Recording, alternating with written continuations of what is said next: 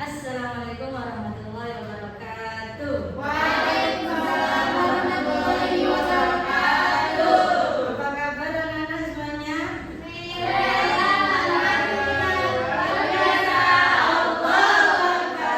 Semangat kan semuanya? Sebelum kita mulai pembelajarannya, alangkah baiknya kita berdoa terlebih dahulu. Berdoa mulai.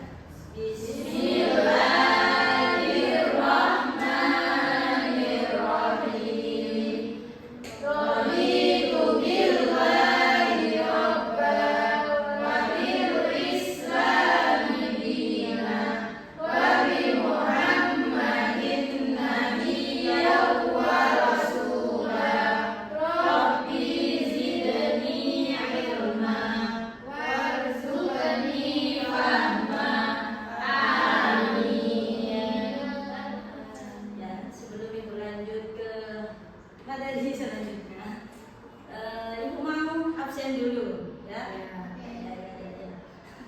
Dari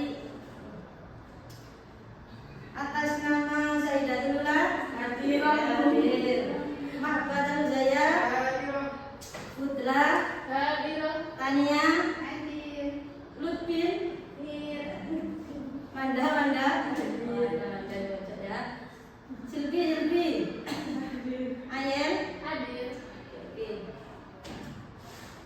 Selanjutnya ibu akan menjelaskan mengenai sejarah penyebaran Islam di Nusantara. Oke.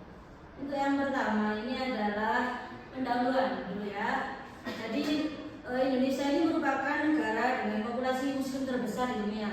Namun bagaimana Islam sampai ke Indonesia ini kan prosesnya panjang, nggak mungkin Indonesia itu langsung jadi negara Islam begitu ya.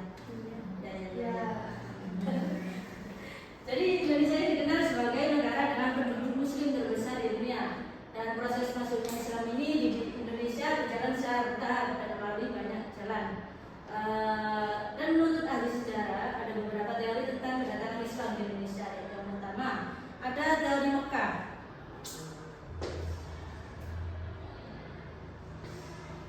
Coba Mbak Sipri dibaca teori Mekah. Menurut teori Mekah, proses masuknya Islam ke Indonesia adalah langsung dari Mekah atau Arab, terjadi pada abad pertama Hijriah atau abad ke-7 Masehi. Sudah ya? Sudah. Jadi teori ini itu menyatakan bahwa penyebaran Islam di Indonesia ini terjadi secara langsung dari Arab ya. Dan khususnya Mekah. Sejak abad ke-7 Masehi, pedagang-pedagang Arab ini datang ke Indonesia untuk berdagang, juga sekaligus menyebarkan agama Islam. Dan banyak di antara mereka ini memiliki gelar, biasanya itu syarif kalau nggak syarif di nama depannya seperti itu ya.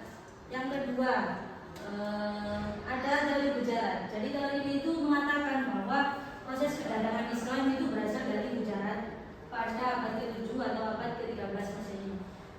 Gujarat adalah sebuah wilayah di India bagian barat dan berdekatan dengan Laut Arab. Dan teori ini itu berpendapat bahwa Islam ini masuk ke Indonesia melalui Gujarat, sebuah wilayah di India barat, dan merupakan pusat perdagangan yang ramai sehingga memudahkan penyebaran Islam melalui jalur perdagangan laut. Dan teori ini itu juga memperkirakan kedatangan Islam pada abad ke-7 atau ke-13 Masehi. Jadi Gujarat dari negara apa tadi? Ayo. India. Benar. Yang selanjutnya, yang ketiga adalah teori Persia. Coba Mbak Tania dibaca. Teori Persia mengatakan bahwa proses kedatangan Islam ke Indonesia berasal dari daerah Persia atau Parsi, sekarang bernama Iran. Bukti teori ini adalah adanya kesamaan tradisi, contohnya tradisi merayakan 10 Muharram atau Asyura. Ya. Jadi teori itu menyatakan bahwa Islam masuk ke Nusantara ini melalui jalur Persia atau yang sekarang itu disebut dengan negara Iran ya. Dan bukti yang mendukung teori itu adalah adanya kemiripan beberapa tradisi keagamaan di Indonesia dan Persia, seperti perayaan 10 Muharram atau yang biasa disebut Asyura ya. Yang keempat itu ada dari Cina. Jadi menurut teori ini itu kedatangan Islam berasal dari Cina.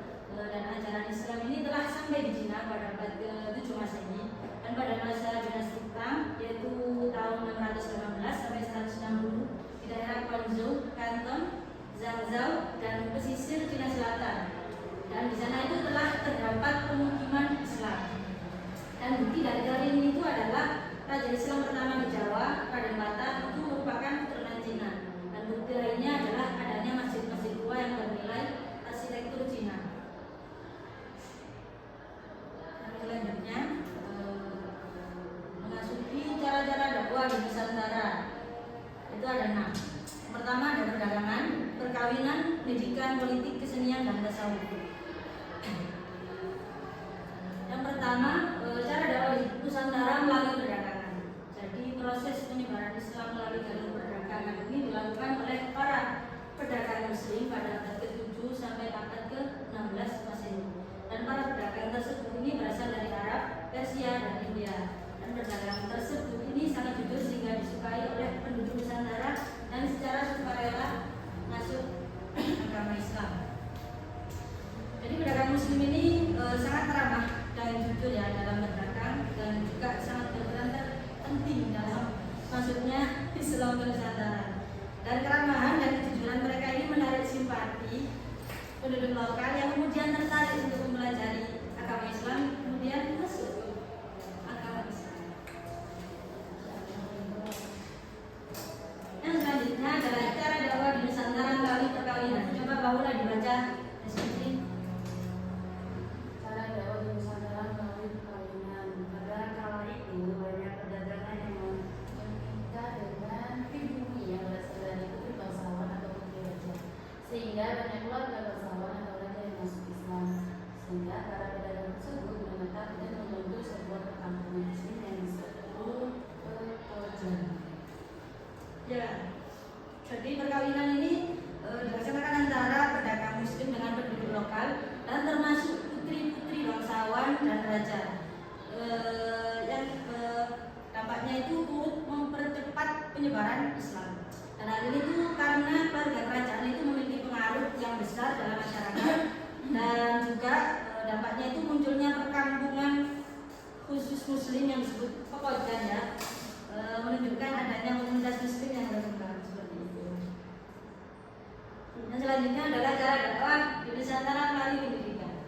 Jadi para mubalek pada saat itu tuh mendirikan lembaga pendidikan Islam di beberapa wilayah Nusantara, dan para mubalek ini mendirikan lembaga pendidikan Islam di beberapa wilayah Nusantara. Jadi selama pendidikan ini mereka tinggal di asrama. Setelah menyelesaikan pendidikan, mereka kembali ke kampung masing-masing untuk menyebarkan ajaran Islam.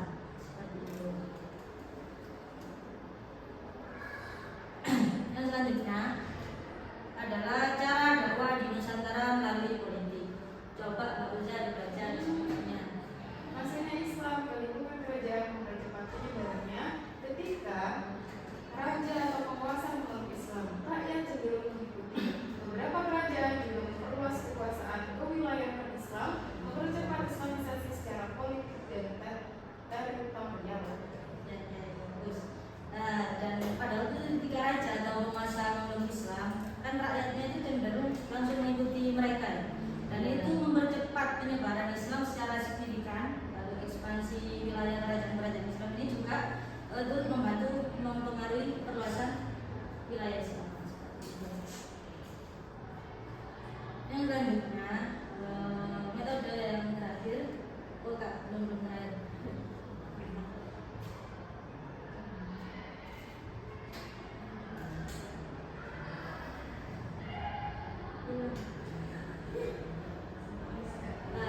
Cara dakwah di Nusantara melalui kesenian.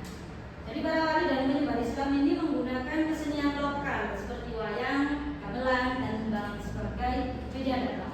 Dan nilai-nilai Islam ini disisipkan ke dalam seni tradisional sehingga lebih mudah diterima oleh masyarakat, terutama di Jawa. Jadi seni ini menjadi jembatan antara budaya lokal dan ajaran Islam seperti itu.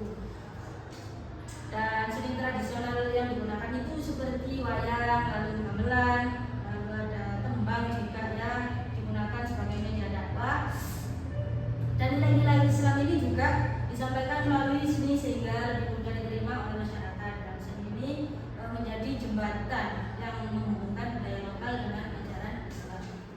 Dan selanjutnya yang terakhir adalah cara dakwah di Nusantara melalui tasawuf. Coba Mbak Upin dibaca deskripsinya. Cara dakwah di Nusantara melalui tasawuf. Pendekatan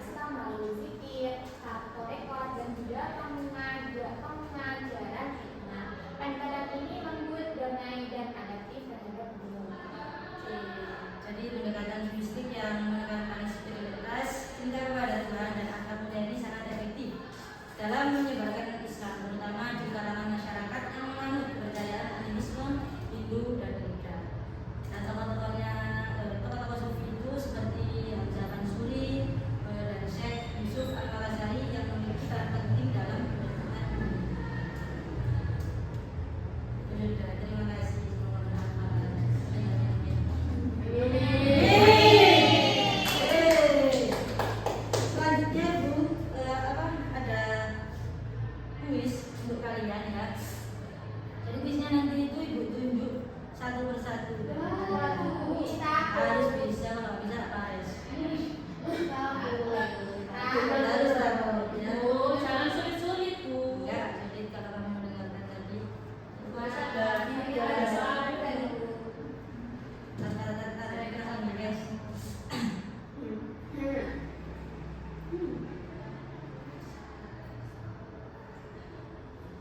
Bentar ya, bentar. Oke, Pak ya. Ya.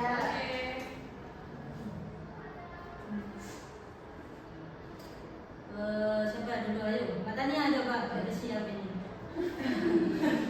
Tujuan pertama pendekatan dakwah dengan tasawuf adalah A. Menguasai kerajaan, B. Menunjukkan budaya lokal, C. Menyebarkan Islam dengan damai dan lembut, D. Menarik perhatian bangsawan. Itu guys. D. Mencari Islam dengan damai dan lembut. Menyebarkan Lanjut ya guys.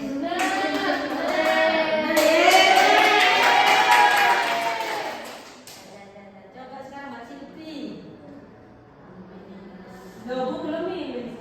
Oh iya ya, pilih dulu ya. Oh ini khusus.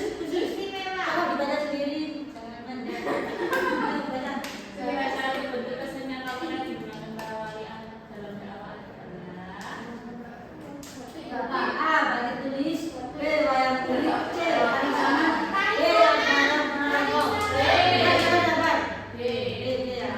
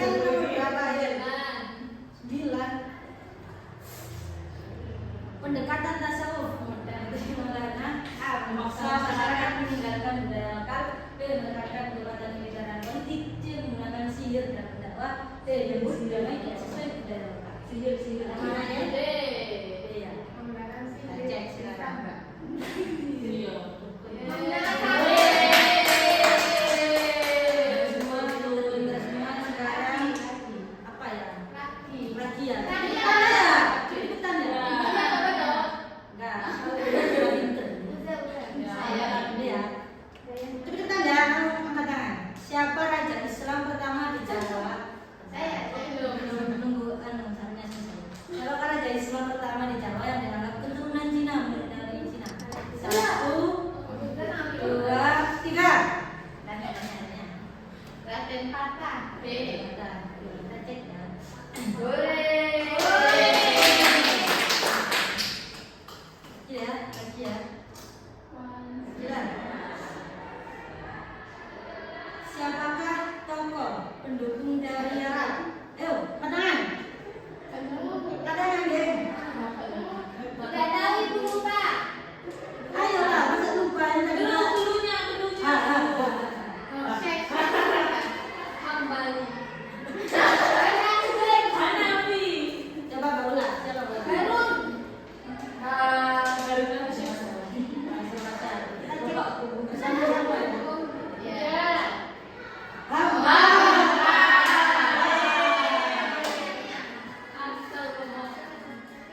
Lagi untuk mengetes kemampuan kalian ini ya. Kok masih ya seperti itu? Apa? Salah. Cara penyebaran Islam dalam perjalanan terjadi secara abad ke bulan angkatan. 7. Yang mana? 7. 7. B ya. Iya. Kita cek. Benar. Oh iya. Sekali lagi ya, sekali lagi. Iya. Apa sampai habis ini? Sampai Ya, habis. ya. Pinter. Kapan Islam mulai masuk ke Indonesia menurut teori Arab? Cepetan. Pada abad kita. Iya, kapan? Abad ke-7. Enggak. Coba ya. Iya. Ya. Abad ke-9.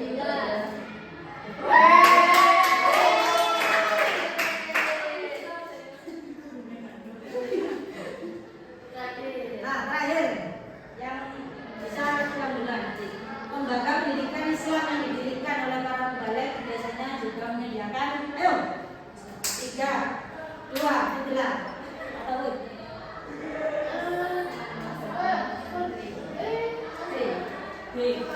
Ya.